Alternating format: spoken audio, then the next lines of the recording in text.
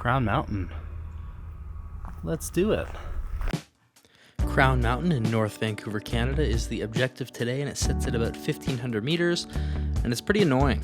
The hike starts at Grouse Mountain, and today we took the gondola because I've done the Grouse Grind and BCMC countless times, including 3 times this year, and I gotta look out for the knees, you know? But if you really feel the need, or if you need to save $60, then you can feel free to add 850 meters of forest elevation to this bad boy. But not for me today, thank you very much. Here we've got the camel outside the peak there. Hello, damn mountain. Hi. Good. No. That's good. Here we going. Right up here.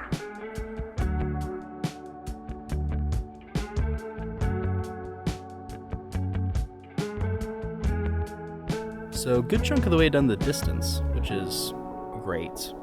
However, just have to go over that way. Nice.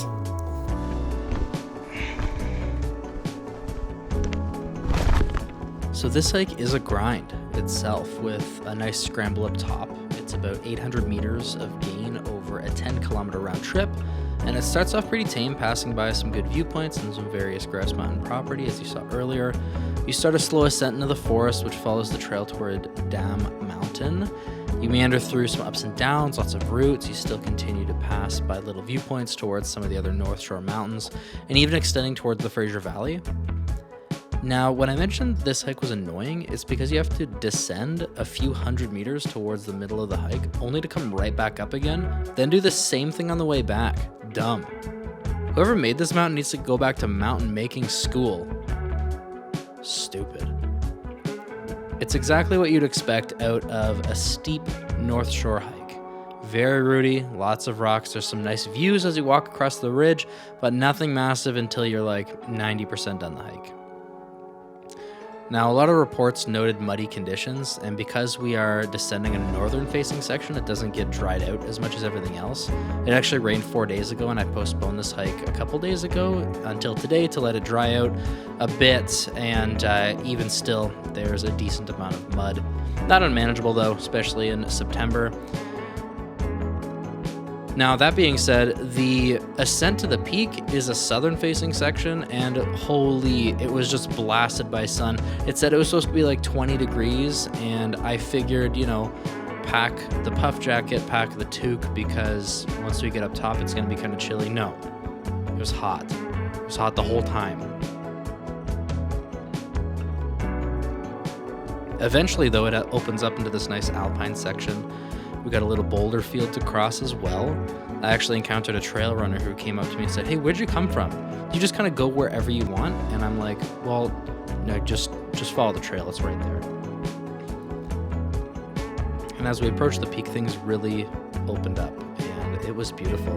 Nothing too technical on this one. It honestly didn't feel too sketchy at any point. I think if you try to ascend the true peak, it is an area of no recovery, so you just want to make sure that you are very confident in your footholds and your handholds, and if you fall, well, hope you had a good time on the hike, because that would be it for you. I did struggle over this little boulder section. It's not that hard, I'm just not great at climbing. And we made it. About 4.5 hours moving time on total this one, and the views were absolutely worth it.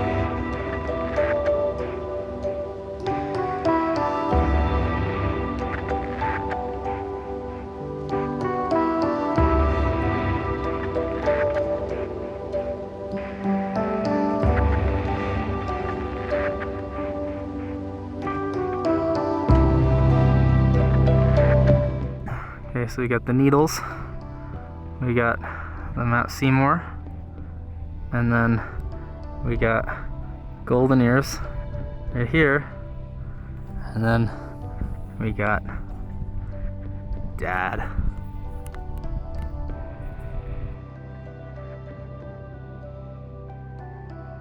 Thanks for joining me, y'all. Where should we go next?